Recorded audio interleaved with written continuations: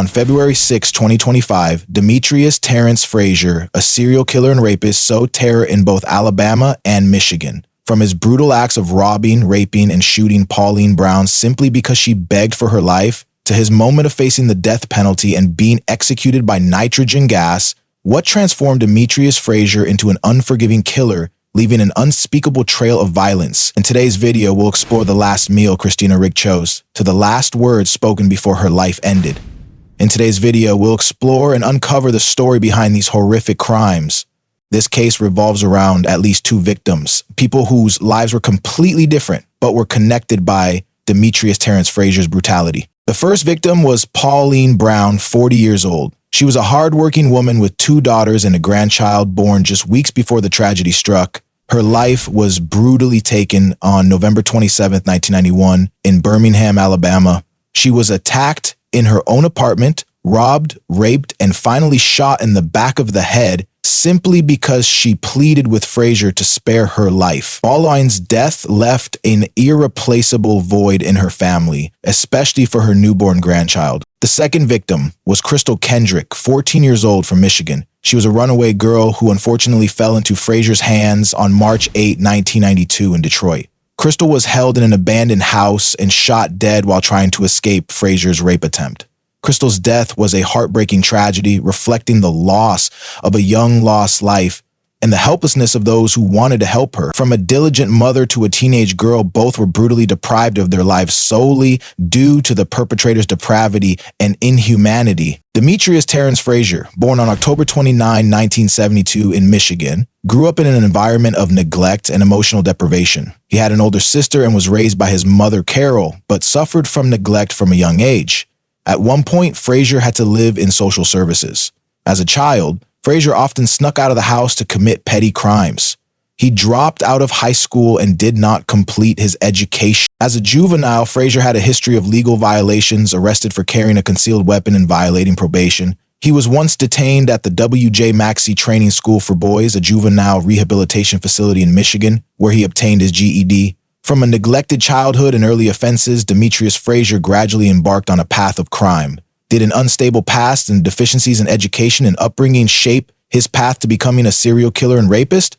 Why did someone who had a chance at rehabilitation become a depraved killer? Between late 1991 and early 1992, Demetrius Terrence Frazier, then 19 years old, committed two horrific murders in Alabama and Michigan, along with numerous other rapes. The Pauline Brown case. November 27, 1991, Birmingham, Alabama. On that fateful evening, Frazier walked past a ground floor apartment in Birmingham and noticed the lights on. Conceiving the idea of a robbery, he removed the window screen and broke in. After ransacking the apartment and finding a small amount of money, about $5 to $10, he went to another room and discovered Pauline Brown, 40, sleeping. Frazier woke her up and demanded more money. Brown gave him $80 from her purse, but Frazier's brutality didn't stop there. He threatened Brown with a gun and forced her to have sexual intercourse. Brown pleaded for her life, a desperate plea for her life and for her children. However, instead of showing mercy, Frazier shot her once in the back of the head. After shooting Brown, he left the apartment for a moment to check if anyone heard the gunshot. When he returned, Frazier found Brown dead. He continued to ransack the apartment for more money, even eating some food, before leaving and discarding the gun. Pauline Brown's body was eventually discovered by Tyrone Mitchell, a co-worker and friend of hers. Mitchell came to Brown's house because she didn't show up for work.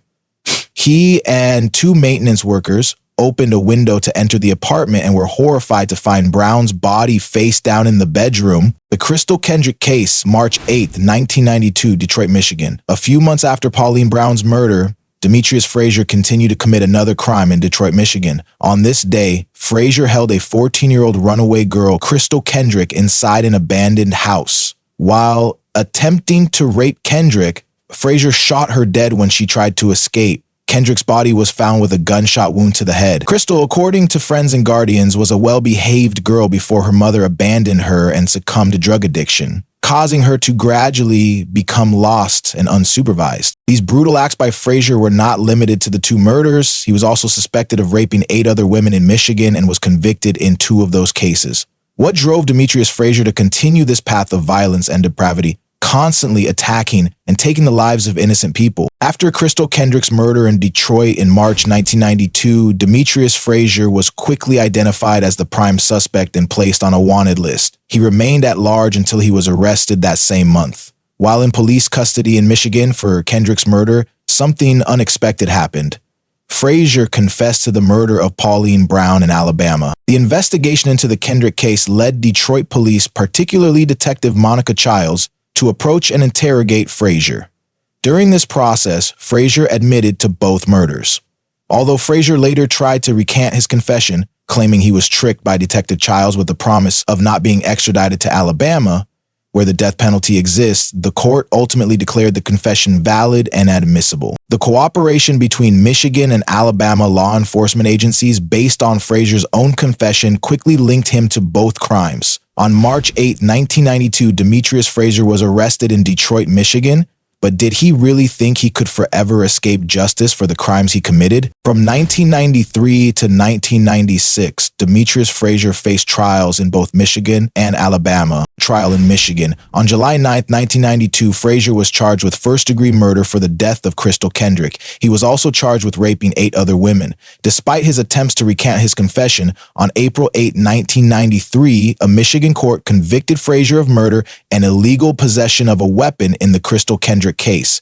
Frazier was sentenced to double life imprisonment for both charges. Additionally, he was tried and sentenced to 2 more life sentences, plus 60 to 9 years in prison for other rape and robbery cases he had committed. Trial in Alabama. In Alabama, in November 1993, Frazier was indicted by a Jefferson County grand jury for capital murder related to the death of Pauline Brown. Unlike Michigan, Alabama still applies the death penalty. On June 5, 1996, Frazier was convicted of 1 count of capital murder in the course of a robbery and a lesser charge of murder in the course of a rape.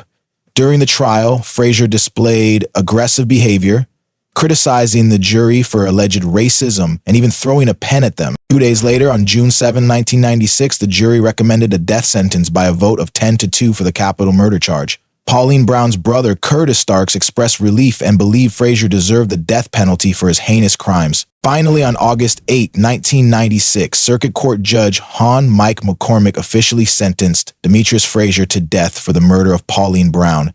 He was also sentenced to life imprisonment for the murder during the rape. Pauline Brown's family must have felt a sense of justice after many years of suffering. But did this sentence bring true justice and alleviate the pain of those left behind? After over 32 years of incarceration and a long series of rejected appeals, Demetrius Terrence Frazier faced his fate. From 1993 to 2011, he served life sentences in Michigan before being transferred to Holman Correctional Facility in Alabama, where he was held on death row. On February 6, 2025, at Holman Prison, Demetrius Frazier, 52, was executed by nitrogen hypoxia.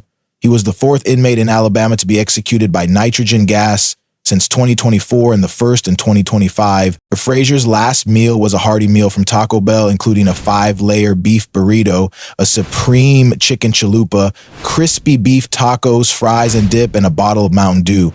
Before his execution, he was visited by his mother, sister, and lawyer for the last time. At 6:10 p.m., the execution procedure began. Frazier reportedly gasped a few times initially, then transitioned to a series of disjointed breaths and stopped all movement at 6:21 p.m. Alabama Department of Corrections Commissioner John Hamm confirmed that Frazier no longer had a heartbeat 13 minutes after the first gas was released. Demetrius Frazier was pronounced dead at 6:36 p.m. In his final statement, Frazier apologized to the surviving friends and family members of Pauline Brown, as well as the African-American community. He stated that Brown's death should not have happened and suggested that the media should contact a former detective from Michigan claiming that he had given a false confession about Crystal Kendrick's murder.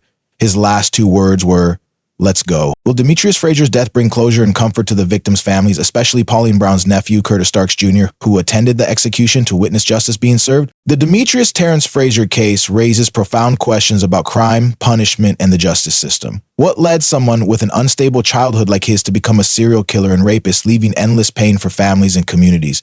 The pain of Pauline Brown's and Crystal Kendrick's families is a testament to the devastation that violence causes. Curtis Starks Jr., Pauline's nephew, shared about the terrible loss of his aunt, an indispensable family member. This case also highlights the controversies surrounding the death penalty, particularly the use of nitrogen hypoxia and the legal issues related to extraditing criminals between states with different capital punishment laws. Frazier's lawyers criticized Michigan for not intervening to bring him back to a state without the death penalty, and also criticized Alabama Governor Kay Ivey's decision not to grant Frazier clemency. Governor Kay Ivey and Alabama Attorney General Steve Marshall reaffirmed the state's tough stance on enforcing the law and pursuing justice for rapists and murderers. They stated that justice had been served and Frazier had been fairly inappropriately punished for his crimes. But the Demetrius Frazier case reminds us of the terrible cost of violence, society's role in dealing with crime, and the unending question of how justice should be served.